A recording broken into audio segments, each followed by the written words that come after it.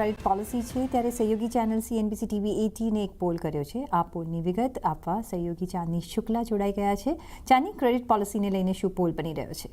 જી, સૌથી પહેલાં તો એ મહત્વનું રહેશે કે આરબીઆઈનું જે ફોકસ છે આ પોલિસીમાં રેટ કટ જે છે સ્મૂથલી પાસ ઓન થાય ઇકોનોમીમાં, એટલે આ પોલિસીમાં ખાસ કરીને રેટથી વધારે ફોકસ લિક્વિડિટી પર આરબીઆઈ રાખશે, એટલે એ ઘણું મહત્વનું છે। પરંતુ આરબીઆઈ વ્યાજ દરમાં કાપ કરશે કે નહીં, તો અહીંયા મેજોરિટી માની રહ્યા છે, 90% એવું માની રહ્યા છે કે યથાવત રાખશે, કોઈ બદલાવ નહીં થાય, કાપ નહીં આવે, પરંતુ 25 બેસિસ પોઈન્ટ સુધીનો કાપ આવશે, 5%નો કાપ એ 10% માની રહ્યા છે। એટલે ટ્રેડ ડીલ બાદ હવે આરબીઆઈ પર એક પ્રેશર પણ આપણને ઓછું થતું દેખાડી રહ્યું છે।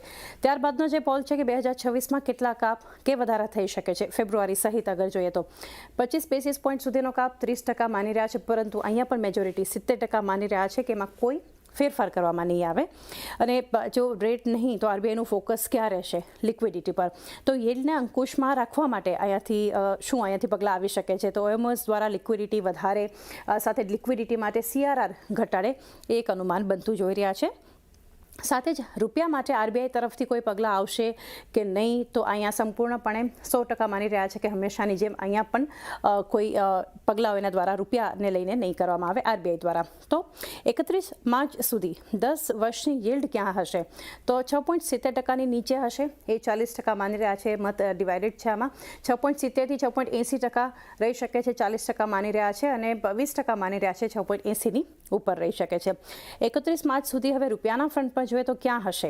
તો અહીંયા મેજોરિટી 50% માની રહ્યા છે કે 90ની નીચે રહી શકે છે, અને બાકી ડિવાઇડેડ છે 20 થી 30, આપણે જે રીતે જોઈ રહ્યા છે અનુમાન 91 થી 91.50 કે 91 થી વધારે આપણને 92 સુધી પણ ઇનફેક્ટ બતાવી શકે છે। નવી સિરીઝને કારણે હવે આરબીઆઈ આમાંથી કોઈ ફેરફાર અનુમાનમાં નહીં કરે।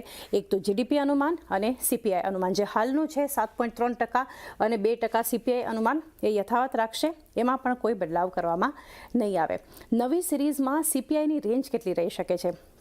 FY26 અને 27ની વાત કરીએ, 2 થી 2.25%, અને નાણાકીય વર્ષ 2027માં 3.8 થી 5% જે છે રહી શકે છે સિરીઝમાં એક અનુમાન। અને છેલ્લે પોલિસીનું વલણ કેવું હોઈ શકે છે? અહીંયાથી સંપૂર્ણપણે તો નહીં, પરંતુ મેજોરિટી માની રહ્યા છે, 70% માની રહ્યા છે કે ન્યુટ્રલ હોઈ શકે છે, અને 30% માત્ર વલણ માટે કહી રહ્યા છે કે ડોઇશ એક કમેન્ટ્રી હોઈ શકે છે। તો ઓવરઓલ જે રીતે અપેક્ષા અહીંયાથી બનતી જોઈ રહ્યા છીએ, દરો કરતાં વધારે ફોકસ લિક્વિડિટી પર આરબીઆઈ રાખી શકે છે।